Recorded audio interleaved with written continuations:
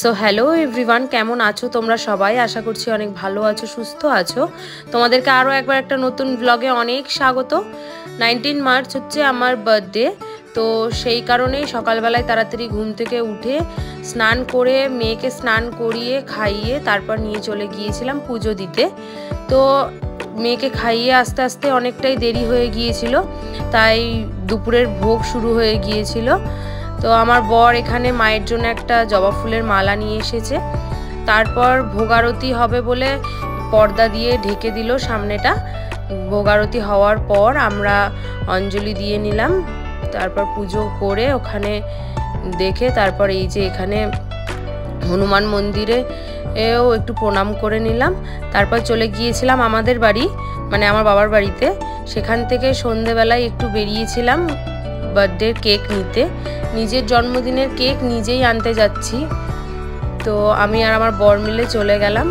তো এখানে অনেক কটা কেক দেখলাম, তার মধ্যে দুটো কেক খুব পছন্দ হলো, তো সেই দুটোই নিয়ে নিয়েছি। আমার দিদি যেহেতু চকলেট কেক খেতে ভীষণ ভালোবাসে, তো সেই কারণে ওর জন্য চকলেট কেক নিয়েছি, আর আমি একটা ম্যাঙ্গো ফ্লেভারের কেক নিয়েছি। ভেতরে আরও অনেক কিছুই ছিল, চকলেট, ড্রাই ফ্রুটস, তো আমরা সেরকম কিছুই নিইনি। আইসক্রিম নিয়ে নিয়েছিলাম বাড়ির সবার জন্য, আর সামনেই মোমোর দোকান ছিল, সেখান থেকে একটা গন্ধরাজ মোমো নিয়েছিলাম। আর আমার বর ফুচকা খাচ্ছিল, তো সেখানে আমিও গিয়ে দুটো খেয়ে নিলাম। আসলে এই কাকুটা না ফুচকাটা খুব সুন্দর করে। লালবাগ যতবারই যাই আসার সময় চেষ্টা করি এই কাকুর কাছে ফুচকা খেয়ে আসার। তারপর বাড়ি এসে রাত্রেবেলায় আমার বর আর আমার জামাইবাবু মিলে কেকগুলো সাজাচ্ছিল। আমার জামাইবাবু করবে বলেও কোনো কাজই করেনি, আমার বরই কেকগুলো ভালো করে সাজিয়ে নিয়েছে। আর এখানে আমার মাম্মামকেও একটু সাজিয়ে দিয়েছিলাম, তো ও বড্ড অবাক হয়ে ক্যামেরার দিকে তাকিয়ে থাকে, জানি না কেন। ওকে আমার দিদি কয়েকটা বেলুন ফুলিয়ে দিয়েছিল, ও সেগুলো নিয়েই খেলছিল। তো মা আমাদের জন্য পায়েস রান্না করেছিল।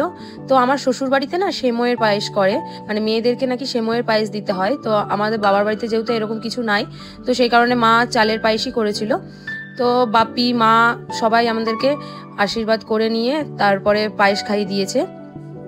আর মাঝখানে আমার মেয়েকে বসিয়েছিলাম, তো একবার আমার দিকে তাকাচ্ছিল, একবার দিদির দিকে তাকাচ্ছিল। বড্ড অবাক হয়েছে ওই ব্যাপারটা দেখে। আসলে প্রতি বছর ওর জন্মদিনটা এরকম করে তো আমরা সেলিব্রেট করি না, আমরা অন্যরকমভাবে শুধু ওই থাকে আর আমার শ্বশুর আর আমার বাপি থাকে।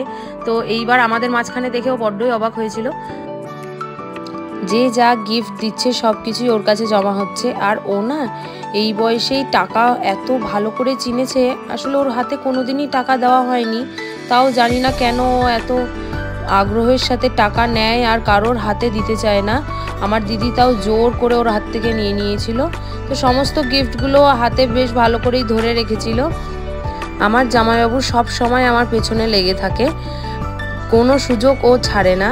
এখানে দেখো আমার বর খুব সুন্দর করে দুজনকেই পায়েস খাইয়ে দিল, কিন্তু আমার জামাইবাবু দেখতেই পাবে যে ওর বউকে ঠিকঠাক করে পায়েস খাওয়ালেও আমাকে গোটা 1 চামচ পায়েস নিয়েছে খাওয়ানোর জন্য।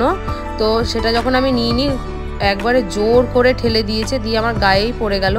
তারপর আমরা দুজন মিলে কেকটা কেটেছি। আর এখানে যখন স্পার্কেলগুলো জ্বলছিল, আমার মেয়ে খুব অবাক হয়ে গিয়েছিল। তো আমরা দুজনকে খাইয়ে দিয়েছি, তারপর সবাইকে খাইয়ে দিয়েছি। শুধুমাত্র আমার মেয়েকেই কেক দিইনি, আসলে ওর 8 মাসের বার্থডেতে ওকে একটু কেক খাওয়ানো হয়েছিল।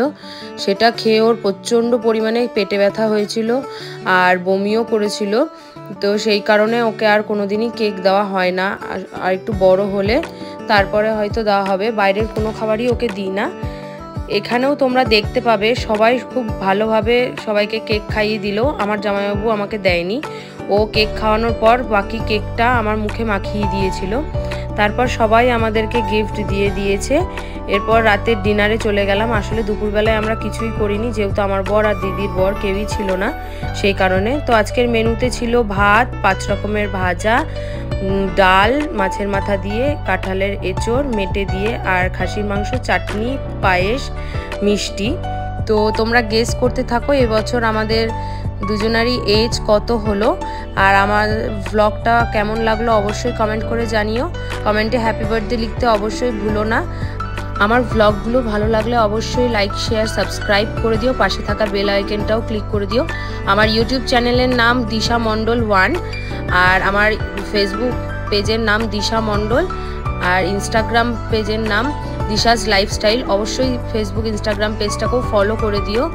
আর দেখা হচ্ছে নেক্সট ভিডিওতে, ততক্ষণের জন্য বাই।